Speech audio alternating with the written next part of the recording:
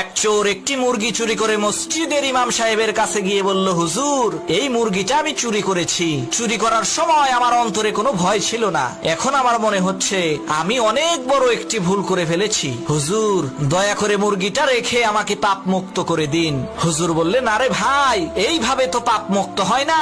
যার মুরগি চুরি করেছেন মুরগিটা তাকে ফেরত দিতে হবে, তাহলেই পাপ মুক্ত হয়ে যাবেন। চোর বলল, হুজুর, ফেরত দেওয়ার চেষ্টা তো করলাম, কিন্তু মুরগির মালিক ফেরত নিতে রাজি তো হচ্ছে না। হুজুর বললেন, তাহলে তো আপনি পাপ মুক্ত হয়েই গেছেন, কারণ আপনি তো মুরগির মালিককে ফেরত দেওয়ার চেষ্টা করেছেন। তখন মুরগি চোর খুশি মনে বাড়ি চলে গেল। এদিকে হুজুর বাড়ি ফিরে জানতে পারেন ওই চোর অন্য কারো মুরগি চুরি করে নাই, বরং ওই হুজুরের নিজের মুরগি চুরি করেছিল।